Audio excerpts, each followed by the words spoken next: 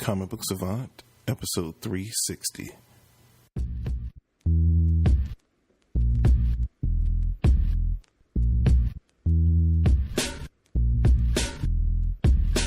I know this. This I know. All that I have, all that is me, resides inside my poetry. And every time I write a rhyme, it might be the line that sets mine free. And also, I know that I don't... Welcome to the Comic Book Savant podcast. I'm your host, James Harris. This week's episode is going to be part two to an episode I did a few months ago where I talked about fixing the DCEU. We've had a lot of fallout following the release of Justice League and how it's performed in the box office domestically as well as internationally. We're going to get into all that.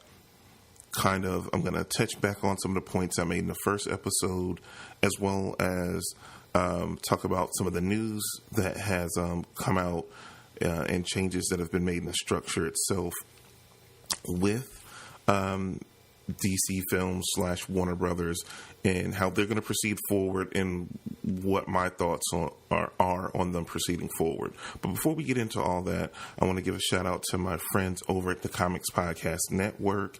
If you like this show and you like comic book related content to listen to, audio, video, no matter what the case is, definitely take a moment and check out the Comics Podcast Network.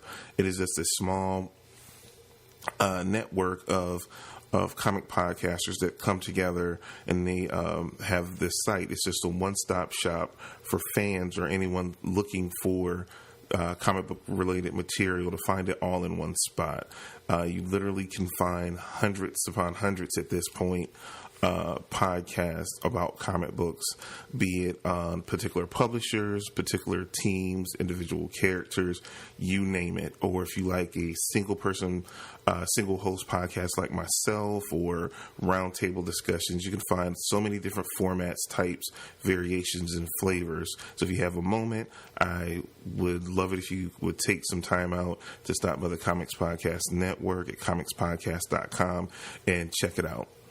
And last but not least, I'd like to give a shout out to my sponsor for this and every episode, which is InStockTrades.com. It's one of the best places that I know that you can go online when it comes to finding any type of collected edition, Marvel Masterworks, Omnibus, Absolute Edition, you name it. If it's a collected bound edition and it's comic related, you should pretty much be able to find it at InStockTrades.com. And what makes them so good as well is that they have discounts ranging from 35 to 42 up to 50% off. If you check out their homepage, they update it weekly. They have deals of the week, which give you 50% off. They have select titles that they rotate out every week for 50% off. So you can check that homepage. I want to say it's updated every Tuesday, if I remember correctly. So you can check that out. If you're a U.S. customer, if you place an order $50 or more, you get free shipping within the U.S., so you even get that extra bonus on top of the great money that you're saving. If you're an international customer, you don't get that bonus of free shipping for when you place an order $50 or more, but they do have some of the cheapest and most competitive international shipping rates around, so don't let that deter you from not ordering from them, because you can still save a ton of money. So definitely, if you have a moment, check out InStockTrades.com and let them know that the Comic Book Savant sent you, and I would really appreciate that. That'll help support the show. Now let's get into fixing the DCEU part 2. I feel passionately about it because I want to see DC succeed, and I spoke in detail about certain things that I felt like they could have done better coming out the gate. Well, that's past. They're out. They've made some miscues. I think, like I said in my review of Justice League, I think they were on the right track. Some of the things that they did in the movie really set them up positively for the future. But it was evident that just the mess that the Justice League was, just with the consistency, the different hands in the pot, all the different things that have come out in the news behind the scenes, changes, directors walking off, not being able to sign certain directors for certain movies, movies getting delayed, et cetera, et cetera. It's been a tough road for them when it came to just behind the scenes, getting the cohesive structure that they need to have this be the success that it needs to be. So I was catching up on some news, and it was announced a couple of days ago that John Berg has and Jeff Johns. John Berg has stepped down from. Him and Jeff Johns were announced in 2016 as the creative heads over like DC Films. Now John Berg has stepped aside or was let go. It's kind of they say step aside. It's kind of implied that he was fired. Jeff Johns has kind of been demoted. He's not co-top creative on DC Films anymore. Now he's more an advisory type role. He has way less power in the situation, and DC and Warner Brothers are looking for their kind of Kevin Feige type overhead person that really can do a great job in being the major boss, because it just seems so scuttlebutt up in this point in certain things that decisions were being made and not people being able to agree. So they want one central individual that Warner Brothers feel like they can trust to make those decisions and oversee things. So Jeff Johns is still will remain DC's chief creative officer as far as everything when it comes to comics. Because he still had that position, and this was another title they were adding on to him, but he doesn't directly oversee the film department. But he has an advisory role, so he's lost a lot of power in that arena. So that's interesting. You can kind of understand it. In a lot of the reports that I read, they were mainly responsible for very hands-on in a lot of the changes and things that were made to Justice League, and that was kind of like the nail in their coffin. You hate to see it because you felt like they never got a fair shake because they were only introduced like a year ago. It was some of the missteps that were made beforehand they weren't involved in. Justice League was probably the biggest movie, and it was talked about. Jeff Johns had some input into Wonder Woman. So Wonder Woman and Justice League, one was a big hit, one not so much. And they kind of needed Fall Guys. It's been so much that has come out in different reports in the Hollywood editorial magazines about DC Films and Warner Brothers in general, about executives and major executives pushing the movie out so they could get their yearly bonus. So there's a lot of ugly things that have floated around behind the scenes when it comes to Warner Brothers and DC Films. It's no telling how much is true, and but so much stuff has been floated out there, and I'm not going to focus on it because it's been enough negativity around it. So let's talk about what is next. We know for certain that Aquaman is still coming out December 21st, 2018. We know Shazam is going to start production early next year, as well as Wonder Woman 2. And Shazam is going to be, I think it's the release date we have on file is April 5th, 2019. And right now, Wonder Woman is set to come out. I think this is the updated release date, is November 1st, 2019. Flashpoint, if on schedule, it looks like it would be coming out June 14th, 2019. And I was just doing some research before I did this because there's always new news coming out. And I saw that this weekend there was a Comic-Con experience panel. I'm getting this from an article on comicbookresources.com in Sao Paulo, Brazil, that DC did a updated release schedule for their movies, and it was very interesting what was included. Of course, Wonder Woman 2, Aquaman, Shazam, Flashpoint, Suicide Squad 2, Batgirl, Green Lantern Corps, The Batman, and Justice League Dark. Those were their updated movie slate as of right now on movies they said that you would be seeing in the upcoming future from the DCEU films. That's interesting because it's a lot of movies that were left off, because we know they announced so many different movies.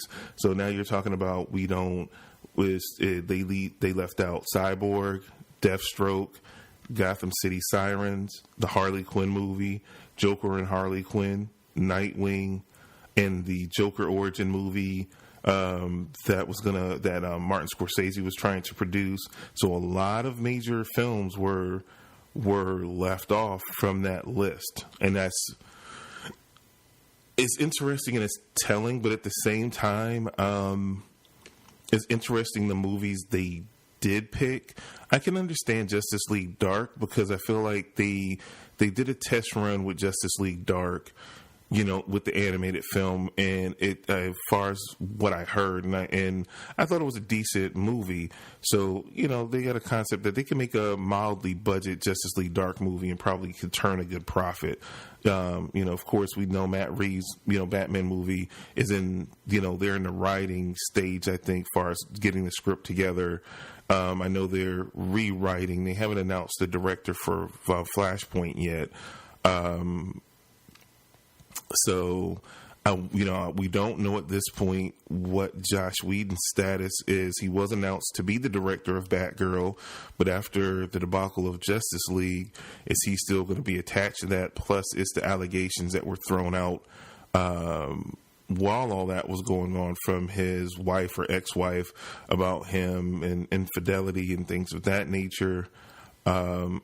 I like the pick of Green Lantern Corps because I love that part in Justice League where you saw that big battle and you saw that it was a Green Lantern, and they were mentioned. You saw this, part in the trailer where Steppenwolf was talking, and he was talking about, it's not a Lantern here, it's not a Kryptonian, et cetera, et cetera. So the importance of the Green Lantern has kind of been brought up some in Justice League, so I like that they're gonna go with that. But I am surprised, like Batgirl over Nightwing is a little bit surprising to me, and I'm surprised about Cyborg because I thought Cyborg was one of the more positive. Well, like I said, I have my feelings about the whole Ezra Miller thing as Flash, but I feel like that can be adjusted or tempered in the Flashpoint movie.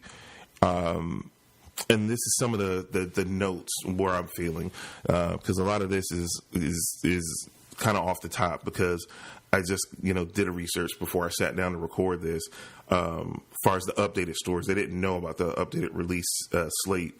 I was just checking the web to see if anything came down. I was kind of surprised, like all this stuff came out in the last 15 or so hours about the updated slate. It's interesting, the movies that they're picking. When I look at Suicide Squad 2, Batgirl, and Justice League Dark especially, as well as with Shazam, those you can do I feel like those movies can be pulled off with pretty moderate budgets, so you have a more likelihood, if the right people are behind them, those could make pretty good profit. Because you got to think, Suicide Squad made a ton of money for them. It didn't have critical success, but it was a financial success for DC. So it makes sense. Yeah, it was successful. Make a sequel. So that, even though it was a mess of a movie, and people that initially thought very highly of the movie, like myself, after viewing it again after it came out on home video, or now that it's streaming and everywhere, all over the place, and you can see it and see it and see it. The more you see it, the less it holds up. But the cast was what made that movie really good. So if you got a good director behind it and they nailed the story this go around, I feel like it could redeem itself and be a little stable thread there for DC films. So I dig that. If they can nail the story and get the villain right, that'll be fine. Now, going into all this, my main concern is Flashpoint. The Flashpoint is, to me, the riskiest proposition. And one thing I didn't bring up in my Justice League review was Ezra Miller as Flash did not work for me at all. And I stated that. But one thing I do have to say, in the theater I was in, and I was in a not a sold out, but it was pretty packed to capacity, at least 85 to 90%, full theater. People loved Ezra Miller's Flash.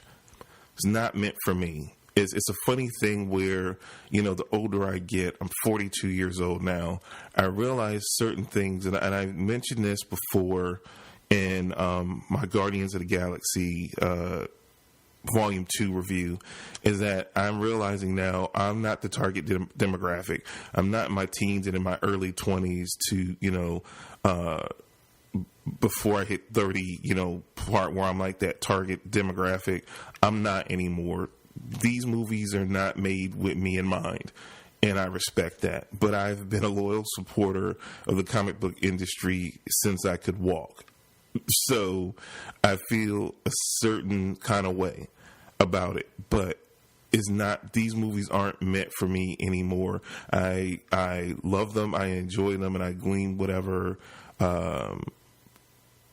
fandom I can get from them, but I'm not the target demographic. So where he doesn't work for me, for the general audience, based upon the audience that I saw the movie with, everything he did, they were into, they laughed, they really, really felt him as Flash. With that being said, I don't think, coming off of how he's portrayed in Justice League, that Flashpoint is the right story to do for his first solo movie. I feel like it's the perfect second movie, but I feel like their desperation to kind of quick fix some of the missteps that they've made, that Flashpoint can be like this magical golden parachute that they can use because time travel's involved, that could be this be all fix all, silver bullet that can fix everything for them.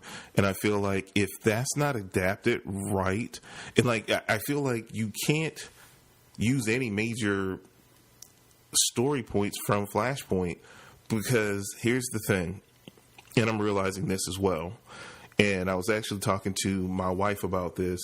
We were doing a discussion about this in general, and I was saying, Wonder Woman is quite a villain in Flashpoint.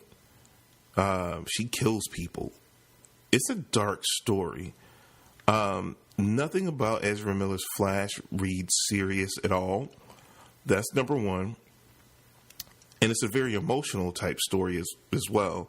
And I'm just like, I don't know how that would work. And you can't have someone like Gal Gadot be a heel. Me and my wife were talking about this, and it was like, and I was thinking about, a lot of scenarios right now for me, where I'm at as an adult. I don't mind dark stories. So I would think it would be interesting, and it would push Gail as an actress to see her portray that dark side. And I kind of got a glimpse of how it might turn out by the CW crossover event, where they had the CW characters play evil doppeldanglers of themselves, and seeing Melissa Benoist playing an evil version of herself. And she did okay. I feel like she did a little bit better in an episode, I think maybe season 1 of Supergirl, where she got affected by some kryptonite and she turned kind of evil, that she played evil better then than she did in this.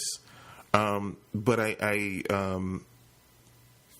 think Gail could do it, but it's a money thing. You see what I'm saying? It's like, it's a reason WWE has never let John Cena turn heel.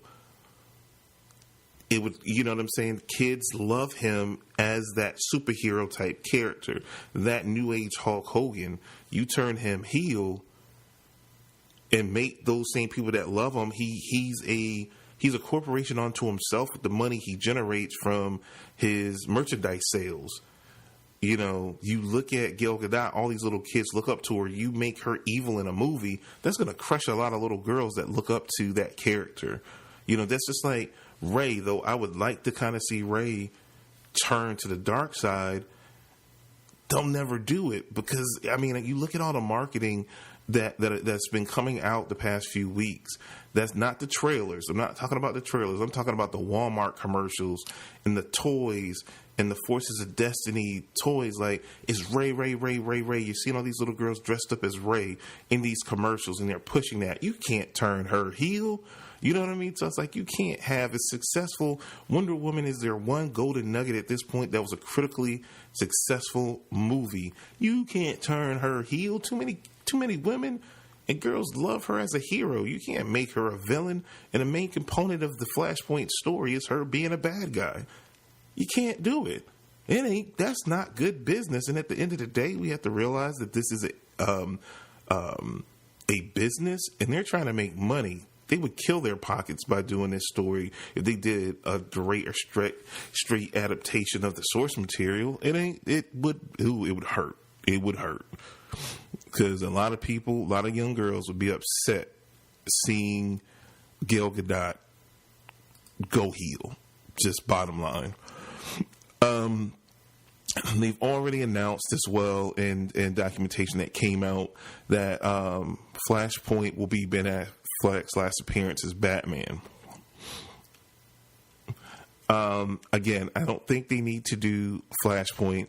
I would like for them to do a more down-to-earth origin story for Barry, because the only thing we got to see in Justice League about him on his own is him, a situation of him and his father, and it was really out of context.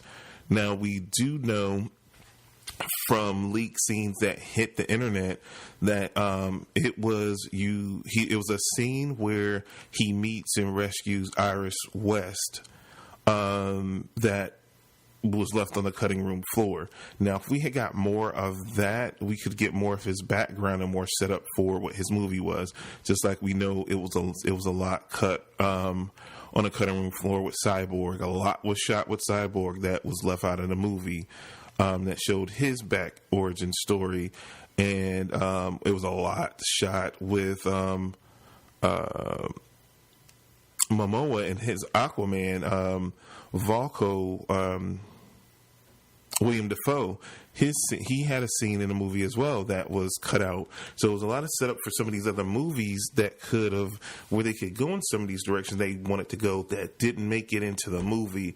So we need that background now. So I would feel like you need a more true, straightforward origin story. And I think what would play awesome is if you had Ben play a similar role to what Tony Stark did in Spider-Man Homecoming for the Flash movie. But, they're still holding on to Flashpoint. We don't know what it all means outside of the name Flashpoint. We don't know how true or straight on an adaptation of the story is going to be. Time only tell. We don't even know who the director is going to be. We have a tentative release date at this point. But still there's so much we don't know about Flashpoint. But those are some of my concerns. Those are some of the ways I feel like they could kind of set things up. Now, I feel like if you wanted to do Flashpoint, it would be if you had a good origin movie that did well, did like Wonder Woman numbers, and had that kind of critical success, you would set things up so much better to do Flashpoint as the Flash sequel after his origin story. But I think they're putting the cart before the horse, just like it should have been a Man of Steel 2 before it was Batman v Superman. And I feel like they keep making that same mistake. But again, we only have a title of a movie. We don't have a synopsis of a movie or anything. So I can be totally wrong on where I think they're going with this. But time will tell. Another thing I wanted to talk about, there were rumors that Wonder Woman 2 was going to be set in the 80s during the Cold War. I think they need to scrap that idea if that was still the case. And it was even talks that they were going to bring Chris Pine back somehow to be in the movie. I hope they scrap all that at this point, because they're in repair mode and they need to just have the Wonder Woman sequel be in current day. And if we're going off of what we saw at the end of Justice League with this pivot where initially all this was going to lead to Darkseid, and they, cut all that stuff away in the movie and had it very minimal, and they set everything up with Deathstroke and Lex Luthor trying to do the Injustice League or the Legion of Doom or whatever they're going to call it. We need villains injected quickly that have ties to these characters. And I feel like at this point, here's a continuity blip, is that we know that Diana was inactive for all those years after Wonder Woman in World War I to Batman v Superman, and it's brought up numerous times to great effect in arguments in Justice League. So, you could do, she was a part of another war and no one knew about it, but then after that, what did she do? You know what I mean? It doesn't make sense in a way. So we saw her in a different place, and her realizing, she did turn her back on man for all that time, and now you're seeing her being out in public and talking to girls after she's stopping the crimes at the very end of Justice League. So go from there as a jumping off point of her modern day crime fighting career, and then set up Cheetah, the Barbara Ann Minerva Cheetah, that maybe they had some dealings, in the past, that they were colleagues, and then something happens to her, similar to what they've done in the comics. And I loved, and I didn't read all of it, but I reviewed the first few issues that I read of them being really, really close friends, and that they were frenemies, that take on it.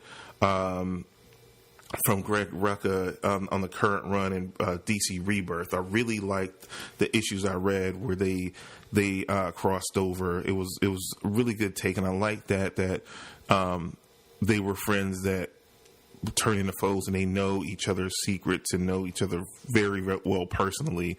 I like that personal touch to it, and I would like to see that you have that element of the Legion of Doom, that you have, I'm assuming we'll have, Black Manta or Ocean Master from Aquaman, then Cheetah could be hers. We need to set up some of these villains if we're going to eventually get to a Justice League sequel, though it doesn't appear like it's going to be forthcoming. They have to do something at some point after they sort some of this out, and they got to start building to it quick, because you were already building, to the whole Darkseid thing from Batman v Superman, Justice League. They sort of kind of, and then cut it. They kind of pivoted in the middle of the movie.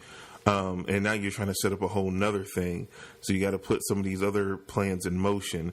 And I feel like another point that I meant to bring up when I was talking about the Flash movie, I definitely, in doing an origin movie, I would like to see the Rogues as the villains in there, with Captain Boomerang, Jai Courtney, making an appearance.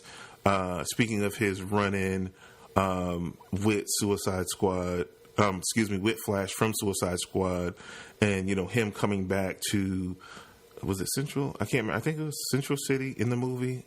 I get confused from comics to TV show to movie on what Flash's city is. I want to say, it was Central City. that he comes back. The Rogue's already established, but you're introduced to the Rogues through him coming back home after his involvement maybe in Suicide Squad 2, and he's coming back, like, kind of licking his wounds, and, he meets up with the Rogues, and he's telling this story about the Flash, and, how they might need to shift their attention to him if they want to keep, a stranglehold kind of on the city. And you see the Rogues come together, but Captain Cold being the main leader, as always, as pretty much always has been in the comics, or at least Captain Cold, and it alludes to more of the Rogues coming in future movies, that you set that up within his universe. That would be a cool thing, and I think that would probably be a better way to go than the Flashpoint thing. But that's just my thought on that. Now, the other interesting thing, before I got this new information, I did what my suggested release schedule should be, and I was right about Shazam. I was awesome about that when I did the last episode. This was before they announced that Shazam was still on, and confirmed the director from earlier announcements. I was right on the release date from the original slate they announced for 4 years ago, or what have you. At this point, what I would suggest them do is the Flashpoint, but more origin, not Flashpoint. I would just call it the Flash and do an origin story. Again, we're looking at June 14th, 2019. I still would like to see a Cyborg movie, because if they shot so much with this kid, they really need to do something with it. And I feel like he's a really good actor. And I've seen him in a ton of interviews since Justice League came out, and he's a good representative for them. He's very well spoken. He's very passionate about acting. He believes in the character. That's the kind of actor you want, that's going to do what, he gained 30 pounds. It's a shame, too, because he gained 30 pounds of muscle for all the athletic scenes and stuff of him being a college quarterback and all that kind of stuff, for that backstory that we probably will never see because they cut it all out. So he's dedicated. Any actor that's put on weight and lose weight, not all actors do that, but the actors, you see, like actors like Christian Bale, Tom Hanks, that are like that dedicated. They're like the best actors, because they go that extra mile that many actors won't for the craft. That says a lot about the character of him to me. And I think they would, and the person I think that they would need to direct it is Rick Famuyiwa. He was supposed to direct Flash, and then that fell apart and he walked off. I think they would need to mend fences, and I think he would be a great director for a Cyborg movie. From everything that I saw in Justice League, I think he would be the perfect director. If you haven't seen Dope, check it out. It's a really good movie, and I feel like he would be a really good fit for Cyborg, even more so than Flash. We know about a Green Lantern movie. I think from the original date on the slate, it was supposed to be July 24th, 2020. It's a possibility they could still make that date. I don't know about a director. I was trying to think about that. I don't have a director in my head yet. Even though I know this would never happen, I want to see a Man of Steel sequel set for July 6th, 2020. And I would like to see Zack Snyder direct it. Pretty much at this point, from all the reports that are coming around, Zack Snyder will have nothing to do with the DC films ever again. But I enjoyed Man of Steel, and I thought he did a great job. And if you see the ultimate cut of Batman v Superman, it feels like one continuous story, and I would like to see him complete his story with the Man of Steel sequel. But we know at this point, with everything that happened in the debacle of Justice League, that it's never going to happen. I don't know who else you can pick to direct it right now, but I would love to see it. No, it's not going to happen. And I think they would need to have a Justice League sequel to come out March 19th, 2021 at this point. If they're going to drop some of these other movies that they have on the slate, I feel like that probably is the earliest they could get to a Justice League sequel. I don't know who you have to direct that, because I don't necessarily feel that I would want Josh Whedon to direct that movie, to be honest with you. I think he could do it. Would I want to see it as something totally different? Another Justice League directed by him? I don't know at this point. The Batman, again, we got that on this. Well, I would say the Batman, the earliest I would think it would come out at this point, since it's so early on in production, would be like June 4th, 2021. Well, we do know we got Matt Reeves directing. It might be out before then. That'll be interesting to see, because we got these new announcements yesterday from the comic book panel at the convention in South America. I think it was Brazil, Sao Paulo, Brazil. I think it was that we don't know what these release dates are just yet, and it's probably going to be a little while before we start getting those locked in. So these are my best estimates based on other comic book releases and windows and things. We're coming up with these dates. And last but not least, Suicide Squad sequel, which I would put in August 13th of 2021. I think that's a good time for Suicide Squad, because it made bonker monies last time coming out in mid-August. It only makes sense for them to do that again and drop it around that time. Those are the movies I feel like that would probably be the best for them to go with in the short term. But again, they're going in a slightly different direction. We have no Justice League sequel to talk about, no Man of Steel sequel to talk about. Cyborg hasn't been announced, which was originally slated for that June 3rd slot in 2020. But again, we have it confirmed at this point that we have Aquaman in this order: Aquaman, Shazam, Wonder Woman 2, Flashpoint, most likely Suicide Squad 2, Batgirl, Green Lantern Corps, The Batman, and Justice League Dark. That's still a relatively full slate. We're talking about, we got, we won't see any of these newer movies announced till potentially late 2019 into 2020, maybe even 2021 at this point. I think that we're looking at with these new movies announced. They could be, sped up, but at this point, I don't see any other movie coming out in 2018 besides Aquaman, and that's coming out at the end of the year. So, from this point on, it's going to be a dead zone, and we're just probably will be getting announcements and progress reports on these the films that we know about that already have release dates, and we'll probably start getting release dates and casting and directors and that type of information start flowing through on these newly announced ones that just were announced. And you're probably going to see more and more news stories drop on those as well as time goes forward on that. So it's an interesting, it's a beautiful mess is what it is, most definitely.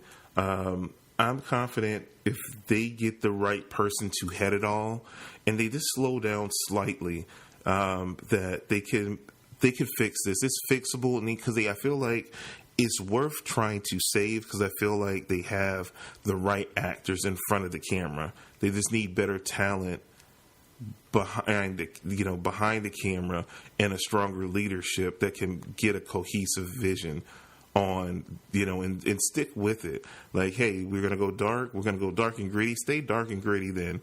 Don't change it from movie to movie and jumping all around, because you lose the audience, and that's what they've done.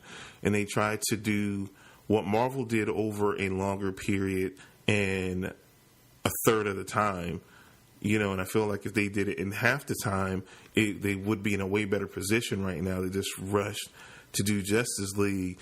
And now, you know what I mean? If you got to have a good foundation there to then build up to a Justice League. And Justice League would have been stronger if you had a Man of Steel before Batman v Superman.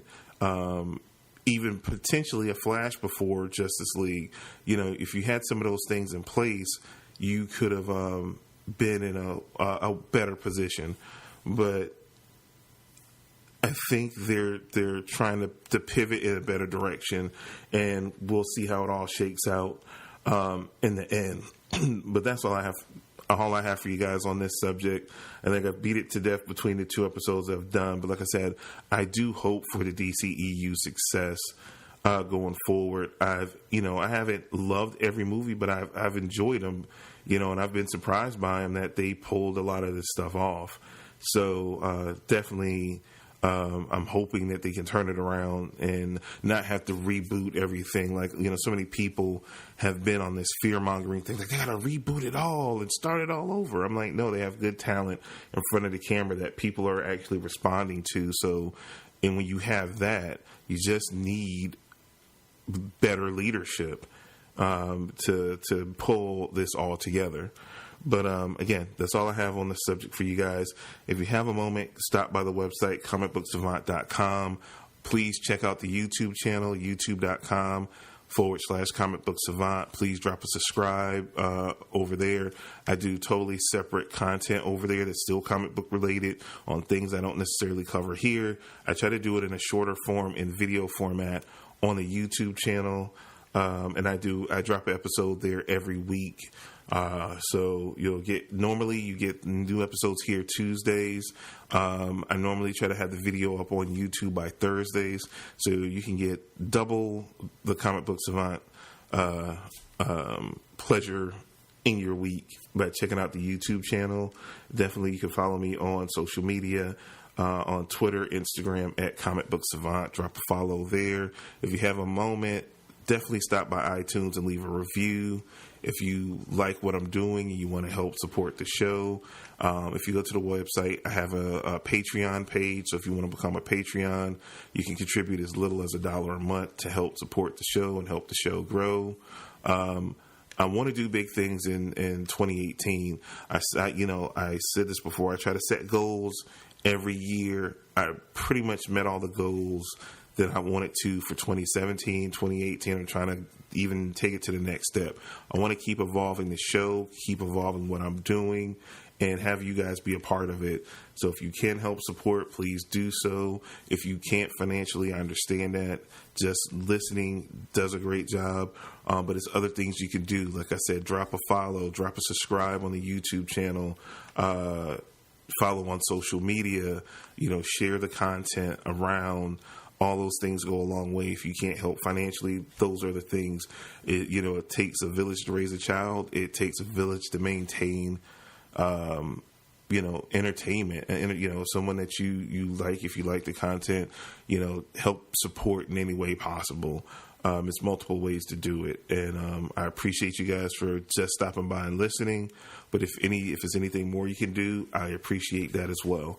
That's all I have for you guys this week. I'll see you again next week for another episode of Comic Book Savant. You guys have a good week. Take care. And into lyrical wholeness. And I know this. This I know.